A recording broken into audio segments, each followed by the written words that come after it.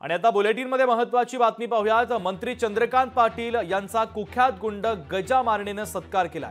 कुख्यात गुंड गजान मारणे यांना मंगळवारी झालेल्या दहीहंडी कार्यक्रमात मंत्री चंद्रकांत पाटलांचा पुष्पगुच्छ देऊन स्वागत केलं। गजानन मारणे हा पुण्यातील कोथरूड भागात वास्तव्याला असून चंद्रकांत पाटील कोथरूडचे आमदार असून आगामी विधानसभा निवडणुकीमध्ये पुन्हा कोथरूडमधून निवडणूक लढवण्याची त्यांची तयारी सुरू आहे।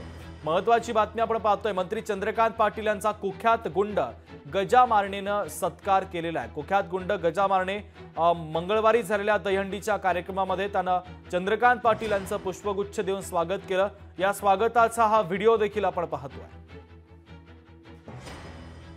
अमोल धर्माधिकारी आपले प्रतिनिधी आपल्याशी जोडले जात आहेत, ते आपल्याला बातमीच्या संदर्भातले अधिकचे अपडेट देत आहेत। अमोल, शुभम, अतिशय हा सगळा धक्कादायक प्रकार आहे। राज्याचे ज्येष्ठ मंत्री असलेले चंद्रकांत पाटील हेच कसे गुंडासोबत वावरत आहेत हे आपल्याला या दृश्यांमधून दिसतंय। काल पुण्यामध्ये मोठ्या प्रमाणात दहीहंडी साजरी झाली आणि यामध्ये कोथरूड विधानसभा मधल्या ज्या दहीहंडी आहेत त्या ठिकाणी चंद्रकांत पाटील यांनी भेटी दिल्या आणि त्यांचं स्वागत देखील ठिकठिकाणी झालं। पण कोथरूड मधल्याच ही जी एक दहीहंडी आहे त्या दहीहंडीमध्ये कुख्यात गुंड गजा मारणे याने चंद्रकांत पाटील यांचा सत्कार केलेला आहे, त्यांचं स्वागत सुद्धा केलेलं आपल्याला या दृश्यांमधून पाहायला मिळते। आणि त्यामुळे आगामी विधानसभा निवडणुकीसाठी चंद्रकांत दादा पाटील यांच्याकडून अशा पद्धतीने गुंडांकडून सत्कार करून घेणं हे कितपत योग्य आहे असा सुद्धा प्रश्न आहे। मध्यंतरी आपण पाहिलं की पार्थ पवार असेल किंवा मग शरद पवार पक्षाचे खासदार निलेश लंके असेल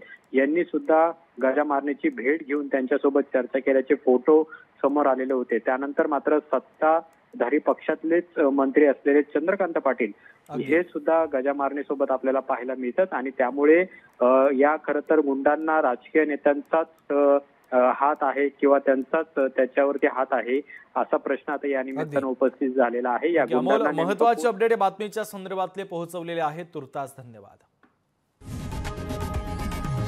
लोकशाही मराठी ऐका, पहा, जागरूक रहा।